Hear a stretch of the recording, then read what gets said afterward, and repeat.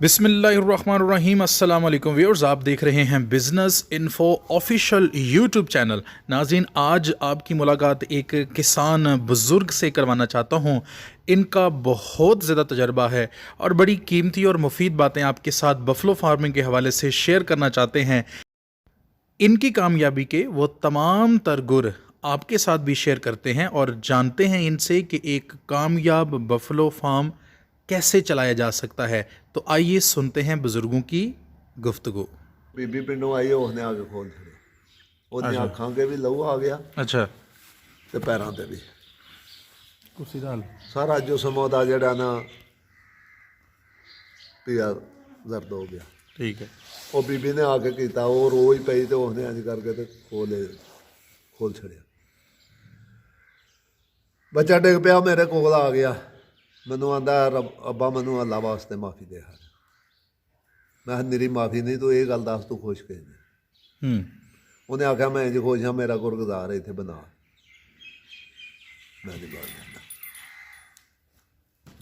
ਅੱਗੇ ਕੰਮ ਪੂਰਾ ਸੀ, ਫਿਰ ਮੈਂ ਕੋਈ ਇੱਕ ਦੋ ਛੋਟੀ ਲਈ ਨਾਲ, ਫਿਰ ਉਹਦੀ ਇਸ ਤਰ੍ਹਾਂ ਕੱਟਾ ਵੀ ਲਿਆ। ਚਲੋ ਬਣਾਦਿਆਂ ਡੰਗਰ ਇਹਨਾਂ ਚੁੱਗੇ ਚਾਗੇ ਵਾਲੇ ਛੋਟੇ ਵੀ ਪਾਏ, ਵਿੱਚ ਵੱਡੇ ਵੀ ਪਾਏ। ਉਹਦੀ ਜੋ ਆਮਦਨ ਦੇ ਲਿਹਾਜ਼ ਨਾਲ ਫਿਰ ਉਹ ਵਧਾਉਂਦਾ ਕੰਮ। ਹੁਣ ਆਖਿਰ 5-6 ਬੱਚਿਆਂ ਦਾ 7 ਦਾ ਉਹ ਬਾਪ ਹੈ। सही है। ਸਿਰ ਦੇ ਉੱਤੇ ਜੂੰ ਮੈਂ ਦੀ ਚੜ੍ਹ ਗਈ ਹੋਏ ਤੇ ਉਹਦੇ ਕੋਲ ਫੜਨ ਦਾ ਹਿੰਮਤ ਨਹੀਂ, ਨਾ ਫੜੀ ਜਾਂਦੀ।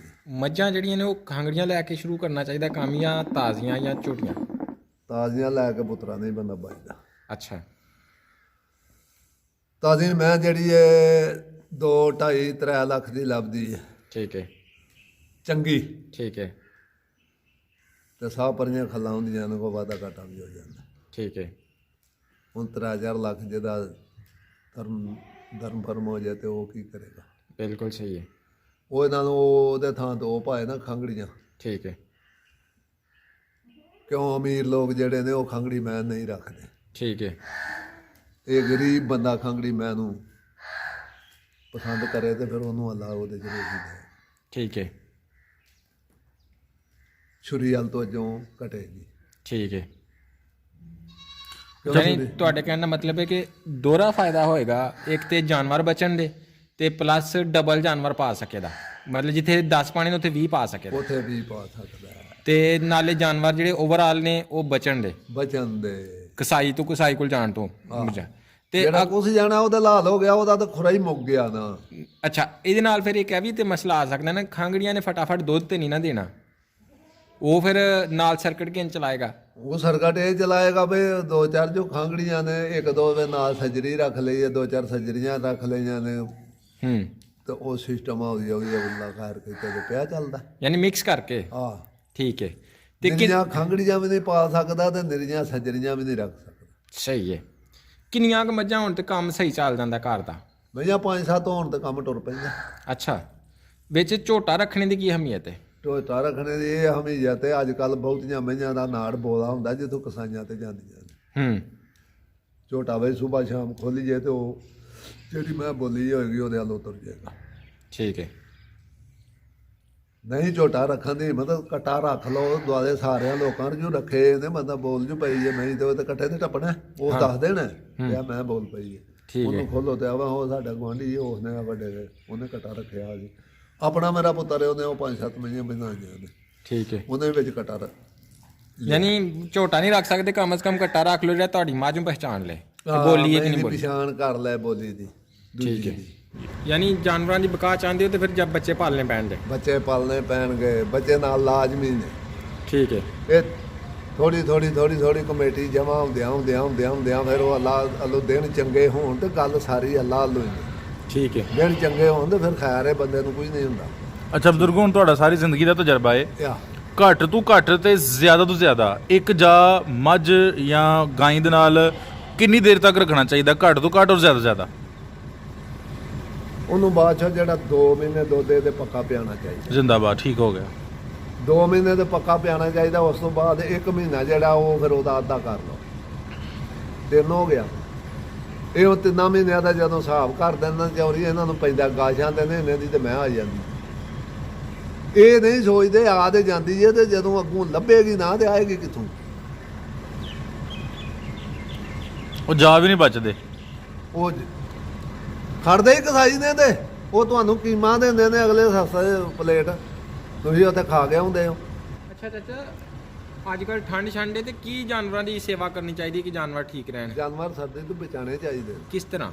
ਇਸ ਤਰ੍ਹਾਂ ਬਚਾਓ ਇਹਨਾਂ ਨੂੰ, ਗੁੜ ਦਿਓ, ਫਲ ਦਿਓ, ਵੰਡਾ ਪਾਓ, ਇਹਨਾਂ ਦੀ ਸੋਚ ਜਿਹੜੀ ਉਹ ਸਹੀ ਰੱਖੋ। ਇਸ ਤਰ੍ਹਾਂ ਸੁੱਕੀ ਚਿੱਕੜ 'ਚ ਨਾ ਹੁਣ ਇੱਕ ਉਤੋਂ ਵੀ ਸਰਦੀ ਵੀ ਪੈਂਦੀ ਹੈ, ਥੱਲੇ ਪੈਰਾਂ ਥੱਲੇ ਵੀ ਚਿੱਕੜ ਹੈ ਤੇ ਉਹਨੇ ਤੇ ਨਮੂਨੀਆ ਦਾ ਮਰਨਾ ਹੈ। ਠੀਕ ਹੈ। ਉਹਦੀ ਹਿਫਾਜ਼ਤ ਕਰਨੀ ਪੈਣੀ ਹੈ। ਇਹ ਇੰਜ ਕਰਨੀ ਪੈਂਦੀ ਜਿਵੇਂ ਆਪਣੇ ਪੁੱਤਰਾਂ ਦੀ ਕਰੀ ਦੀ ਹੈ, ਜਿਵੇਂ ਨੁਕਸਾਨ ਦੀ ਹਿਫਾਜ਼ਤ ਇਸ ਤਰ੍ਹਾਂ ਹੀ ਇਹਨਾਂ ਦੀ ਵੀ ਹੈ। ਠੀਕ ਹੈ, ਸਹੀ ਹੈ। ਯਾਨੀ ਬੱਚੇ ਦੀ ਹਿਫਾਜ਼ਤ ਕਰੋ, ਬੱਚੇ ਦੀ ਹਿਫਾਜ਼ਤ ਕਰੋ, ਨਾਲੇ ਸਵਾਬ ਠੀਕ ਹੈ, ਤੇ ਨਾਲੇ ਅੱਗੋਂ ਅੱਲਾ ਵੀ ਰਾਜ਼ੀ ਹੈ। ਠੀਕ ਹੈ। ਤੁਸੀਂ ਅੱਜ ਕੱਲ ਆਪਣੇ ਛੋਟੇ ਬੱਚਿਆਂ ਦੀ ਕੀ ਰੂਟੀਨ ਰੱਖੀ ਤੇ ਵੱਡੇ ਜਾਨਵਰਾਂ ਦੀ ਕੀ ਰੂਟੀਨ ਰੱਖੀ ਚਾਰੇ ਦੀ? ਚਾਰੇ ਦੀ ਇਹ ਜਿਵੇਂ ਪੱਠਾ ਦੱਥਾ ਤੇ ਮਾਲ ਦੇ ਨਾਲ ਖਾਣਾ ਨੇ। ਠੀਕ ਹੈ, ਆ ਹੁਣ ਆਉਣੇ ਨੇ, ਕੁਤਰੇ ਜਾਣੇ ਨੇ, ਫਿਰ ਸਾਰਿਆਂ ਨੂੰ ਪੈਣੇ ਨੇ, ਠੀਕ ਹੈ, ਫਿਰ ਇਹਨਾਂ ਖਾਖੂ ਲੈਣੇ ਨੇ ਮਗਰੋਂ। ਮੇਰਾ ਮਤਲਬ ਸੁੱਟਣਾ ਚੋਕਰ ਖਾਲ ਠੀਕ ਹੈ। ਤੇ ਉਹ ਫਿਰ ਇਹਨਾਂ ਨੂੰ ਰੁਝਾ ਲੈਣਾ ਚੰਗਾ, ਜਿਹੜੀ ਇਹਨਾਂ ਦੇ ਵਿੱਚ ਕਮੀ ਹੈ ਨਾ ਉਹ ਪੂਰੀ ਹੋ ਜਾਏਗੀ। ਸੁੱਕੀ ਪਾਣੀ ਗਿੱਲੀ? ਸੁੱਕੀ ਵੀ ਪਾ ਲਈਦੀ ਹੈ, ਗਿੱਲੀ ਵੀ ਪਾ ਲਈਦੀ ਹੈ, ਜਿਸ ਤਰ੍ਹਾਂ ਜਾਤ ਜਿਹੜੀ ਚੱਲ ਲੈ, ਠੀਕ ਹੈ, ਜਿਹੜੀ ਖੁਰਾਕ ਨੂੰ ਮੰਨੇ ਉਹ ਪਾ ਦਿਓ। ਠੀਕ ਹੈ। ਅੱਜ ਕੱਲ ਤੁਸੀਂ ਆਪਣੇ ਮੱਝਾਂ ਨੂੰ ਦਿਨ 'ਚ ਕਿੰਨੀ ਵਾਰੀ ਚਾਰਾ ਦੇ ਰਹੇ ਹੋ? ਹੁਣ ਤਾਂ ਪੱਠੇ ਦਾ ਜੇ ਪਿਆ ਕਾਵਾ ਦਾ ਠੀਕ ਹੈ, ਚਾਰਾ ਮਿਲਦਾ ਜੇ ਹੱਠੀ ਪੈਣੀ। ਅੱਠੀ ਪੈਰ? ਉਹ ਸਵੇਰ ਦਾ ਮੇਰੇ ਆ, ਸਵੇਰ ਦਾ ਪਹਾੜਾ ਛੜੇ ਪਾਏ ਨੇ ਠੀਕ ਹੈ। ਤੇ ਹੁਣ ਪੱਠੇ ਜਾ ਕੇ ਸ਼ਾਮ ਨੂੰ ਹੱਠੀ ਪੈਰੀ ਰੱਜ ਕੇ ਸ਼ਾਮ ਨੂੰ ਲੱਭੇ। ਪਹਾੜੇ ਦੇ ਵਿੱਚ ਕੀ ਹੁੰਦਾ? ਪਹਾੜੇ ਵਿੱਚ ਇਹ ਹੁੰਦਾ ਖਾਲ ਵੰਡਾ, ਤੂੜੀ?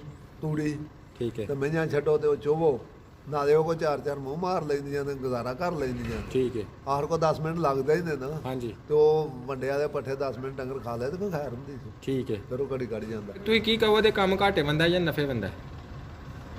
ਅਸੀਂ ਤਾਂ ਜਦੋਂ ਆਪਣੀ ਅਕਬਰ ਦਾ ਲੋ ਮੈਨੇ ਅਸੀਂ ਜਾਣੇ ਐਡਾ ਨਫਾ ਹੋ ਰਿਹਾ ਹੀ ਕੋਈ ਨਹੀਂ, ਗੱਲ ਮੁੱਕੀ। ਏਡਾ ਨਫਾ ਹੈ ਹੀ ਕੋਈ ਨਹੀਂ? ਉਹ ਹੈ ਹੀ ਕੋਈ ਨਹੀਂ। ਅੱਛਾ, ਹਾਂ, ਜ਼ਿੰਦਾਬਾਦ। ਯਾਨੀ ਕੰਮ ਹੈ ਕਰੋ, ਮਿਹਨਤ ਕਰੋ, ਹਿਸਾਬ ਨਾ ਕਰੋ ਤੇ ਨਫਾ ਹੀ ਨਫਾ। ਨਫਾ ਹੀ ਨਫਾ।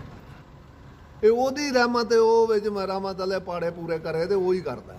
ਠੀਕ ਹੈ, ਠੀਕ ਹੈ, ਅੱਛਾ ਬਜ਼ੁਰਗੋ, ਅੱਜ ਜਿਹਦੇ ਤੇ ਅੱਲਾ ਖੁਸ਼ ਹੈ ਉਹਦੇ ਪਾੜੇ ਪੂਰੇ ਕਿਉਂ ਨਾ ਹੋਣ? ਬਿਲਕੁਲ ਸਹੀ ਹੈ। ਉਹਦੇ ਅੱਲਾ ਕਰ ਦਿੰਦਾ। ਠੀਕ ਹੈ।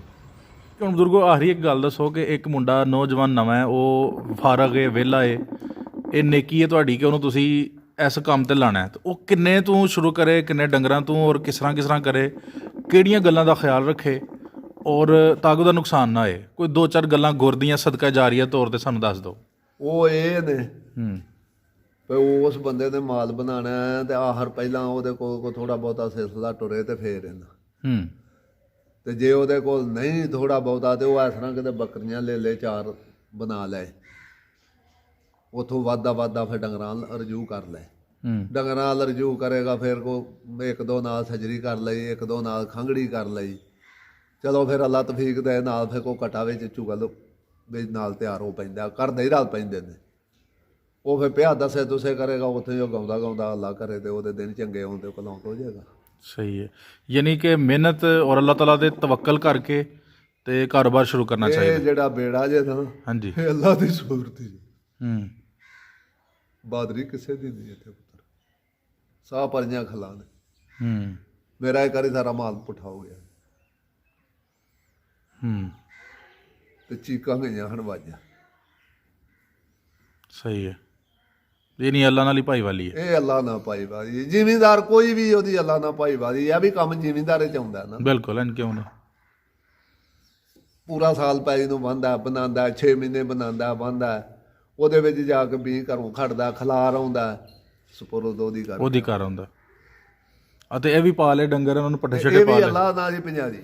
ਅੱਲਾ ਨਾਲ ਹੀ ਭਜਾ ਲਈ। ਇਹਨਾਂ ਦੇ ਸਾਹ ਸੁਥਰੇ ਰਹਿਣ, ਅੱਲਾ ਇਹਨਾਂ ਨੂੰ ਤੰਦਰੁਸਤੀ ਦੇ ਤੇ ਫੇਰ ਹੀ ਕੋਈ ਗੱਲ ਹੈ। ਤੇ ਜੇ ਭਾਈ ਇਹ ਪੁੱਠਾ ਪੈ ਜਾਏ ਤੇ ਮੈਂ ਵੇਖਿਆ ਭਾਵੇਂ 600 ਕਿੱਲੇ ਦਾ ਮਾਲਕ ਰੋਂਦਾ ਪਿਆ। ਯਾਨੀ ਨੀਅਤ ਸਾਫ਼, ਮਿਹਨਤ ਕਰੇ ਤੇ ਅੱਲਾ ਤਵੱਕਲ ਕਰ ਛੜੇ, ਬਸ ਅੱਲਾ ਤਵੱਕਲ। ਠੀਕ ਹੋ ਗਿਆ। ਬਹੁਤ ਸ਼ੁਕਰੀਆ। ਉਹਦਾ ਤਵੱਕਲ ਕਰਕੇ ਨਹੀਂ ਕਰਨੀ, ਉਹ ਫਿਰ ਘੱਟ ਹੀ ਬਿਲਕੁਲ।